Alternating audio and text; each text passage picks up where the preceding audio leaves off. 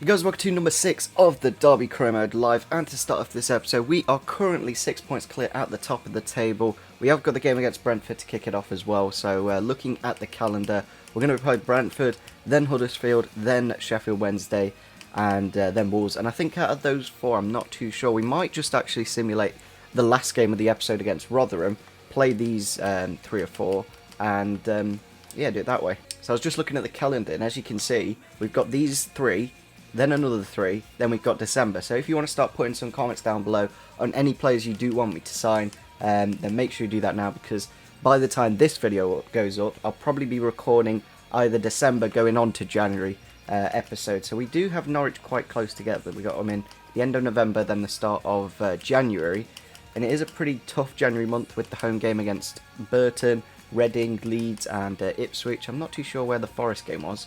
Oh, it's there on the 10th of December, because they are actually accurate like they are in real life. And I probably will be going to that Forest game in real life, so that'll be something good to look forward to. Looking at the rest of the season, that is quite a tough month, with both Aston Villa and Newcastle in the same month in February. In March, we got Forest again, and yeah, it's a packed April. Then that last game against Rotherham probably won't be anything. Like that game will literally mean nothing, because either we'll be in the playoffs or we'll be in the top 2, which is more likely because we're doing really well at the moment. Obviously, we've got our board expectations to look at, and since we are 6 points clear, I could potentially look at maybe doing these a little bit more, like in terms of I don't know, maybe financial or youth development. Maybe we can set up a youth academy and start bringing in some players, because it is quite a high priority. But I never really like the youth players because of their faces and the way they look. They just don't look too good. So we are going to hire a scout to start off this episode. I think that'll be a good way to do it.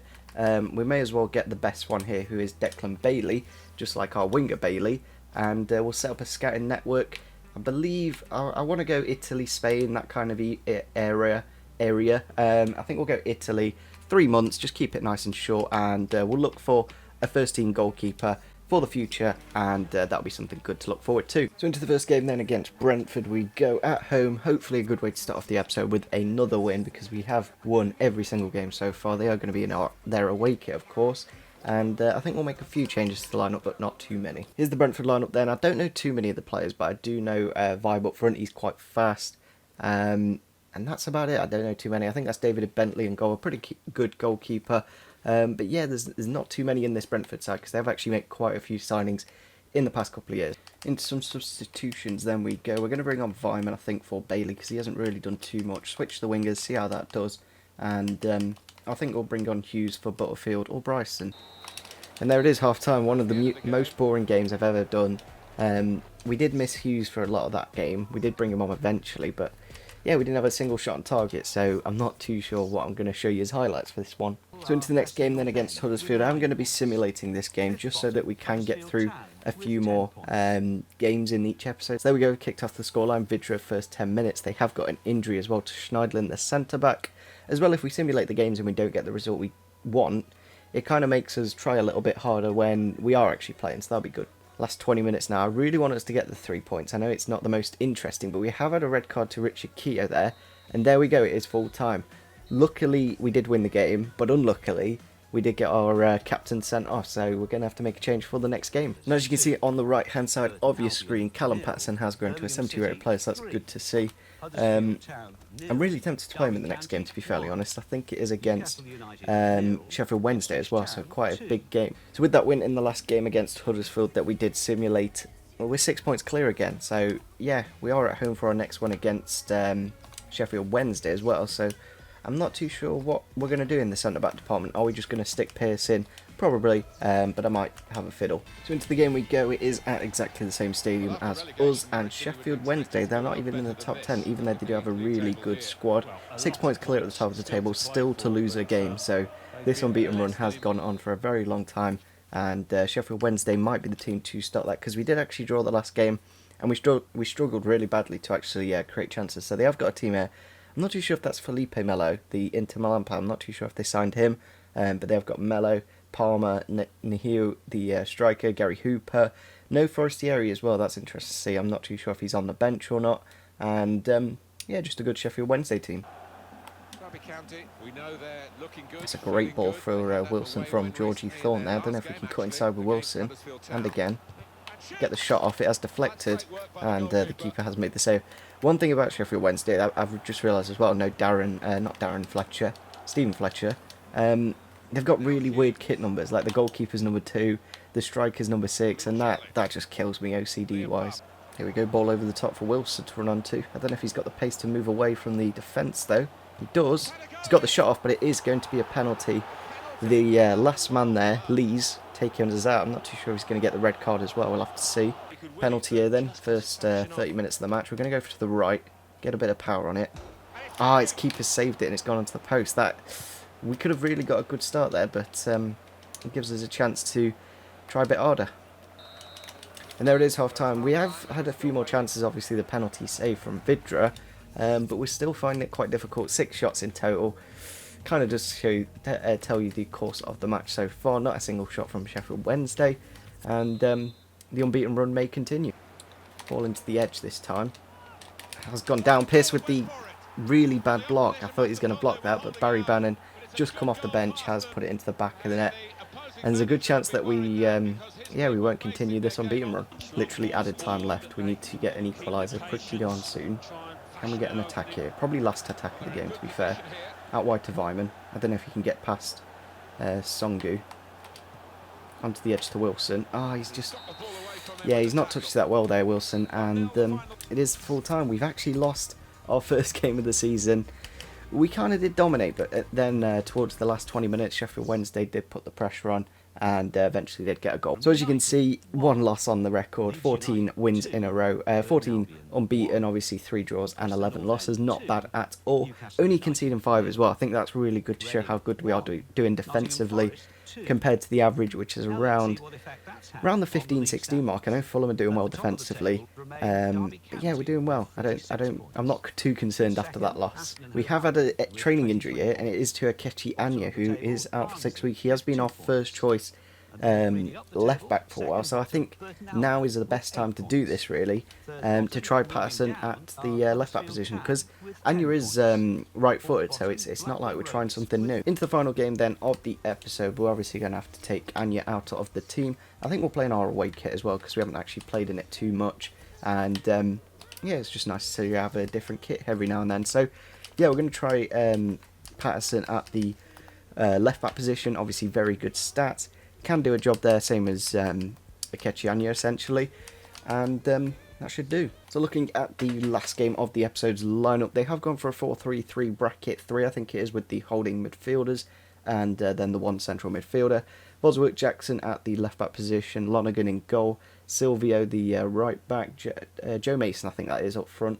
But apart from that, I don't really know too many of their players. I think they've been bought out recently, and they brought in quite a few players. Here we go, Bailey on the attack down this right-hand side. Can we cut inside and open up the gap for Vidra here with the shot?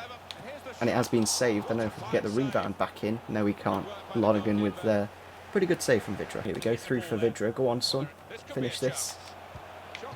Oh, and it's another great save from Lonergan. 6, now 7 saves for Andy Lonergan. Oh, we could have scored then. Like, the keeper threw it, we won it with Naki Wells, and then down to Vidra back of the net. But no, the referee blew for half-time. I'd say we've done a little bit better this game in terms of creating chances. But then we had 6 shots on target last game, but these chances that we have had have been in better areas. Can we get it inside to Naki Wells? Yes, we can. Can he get the shot off, though? Come on, son. He has. Lonergan with the save. Rebound. Vidra, mate, come on. You've got to be hitting the target there. It was slightly going wide, I think. Yeah, we definitely should have scored there. Naki Wells again with the shot. That much, maybe? So, we're getting close. And I think we are going to make our subs now. Even though we are getting so close, I think we just need to freshen it up. Maybe bring on Vyman and Bryson in the midfield. Here we go. Naki Wells, a lot of space in the middle here. I don't know if we can get a good shot off with him. Yes, we can, and Lonergan has made the save. Last 5 minutes of the game, pretty much. Ball in. Shaka with the header. Into Kamara. How has he missed? I pressed LB by accident. And, yeah, didn't do the best. But we have got another ball in. Kamara with the head. What's that? Here we go. Ball out wide to Abdul Kamara. Can he flick it inside? Yes, he can. Can he get the shot off, though? He can. Lonergan again. I want to see how many saves he's got at the end of this game, because it's probably in the tens now. Here we go, Vyman. Is he onside? It doesn't matter because he's missed, and that is the end of the game. I want to see how many shots Lonergan saved there, because incredible. As you can see here, 1, 2. That's just on there. He's got 4. I don't know if you can see on the match stats. We had 7 shots on target, so obviously he's made quite a few. Is it player ratings? Yeah, saves. There we go. 12 saves for Andy Lonergan. Maybe we should just sign him now, because he seems like the best keeper in the league. We didn't lose, which is good, because we lost our last game, which is an improvement. But we probably should have got the goal there. That one from Vidra, where it was an open net, and somehow he just hit it straight into Lonergan. Really annoying. Some training then, just to finish off the episode. I was going to do a squad report, but I think I'll do that in the next episode. Just before, obviously, the January transfer window. And, yeah, it'll be a good way to see what we've got. We've got quite a few games in December, to be fair. But we're still in November. Obviously, we've got that game against Rotherham and Norwich, and then we've got Wigan, Forest, Fulham, QPR, Birmingham, and Wigan to finish off the year. Then going on to the next year will be transfer things. So I'm going to leave a straw poll down below on whether we should actually sign Chris Martin back. Like, do we just cancel his loan? We do need to sort this out, because apparently we're not doing too well on that front. We've got 2 seasons to do this, so we have got a long-term target, and obviously that youth that we have just sent out. I'm not too sure why we've gone down in ratings. I know we've not done too well in the last few games, but we're still top of the table by 3 points. As you can see here, Patterson is almost a 71 rated player now, so obviously if we can continue to play him, he will grow even more and more and more. And yeah, he was no problem at all at that left back position in the last game. But I think on that note, we are going to end off the episode here. We have got a few messages here. We have got the monthly scout update, so I think we'll just do it now, because we did set it up at the start of the episode. I really don't read those, to be honest. But yeah, we're going to have a look and see what we've actually had a look at. What we do straight away is just knock anything off that's got less than 50 ratings. So, for example, this Bruno guy, reject him. And obviously anyone like this guy, Moretti, I think we should sign him, because they've got a high potential. We'll get rid of Richie as well, and this guy Conti, and then I think we'll just leave these 2, see how they grow. And yeah, it's good to see that we have signed a couple of players into our scout system. Obviously what we need to do is play 50% of the season with these players. That's where the challenge comes. He does have a good potential at 69 to 93. 57 rated is not bad at all. He is 16 years old as well. I think he's slightly better than Jonathan Mitchell. So after a while, he'll probably grow to a decent rating. So yeah, as you can see, the rating from 69 to 74 has been increased with that signing of the scout player. We still have got quite a bit of money, 5 million in transfer budget, if we move over the budget into wages, because we don't need that much wage. Yeah, we've got about 8 mil, so plenty of money to spend in January. So make sure you do leave some comments down below on any players you want me to sign. We still have got quite a few on the shortlist as well. Make sure you do vote on that straw poll on whether we should bring Chris Martin or not. I could potentially look at moving on like Darren Bent and Blackman. That's what I'm probably going to do. So if you could smash over 50 likes, then that'd be absolutely fantastic. Subscribe if you are new to the channel, and see you soon. Bye.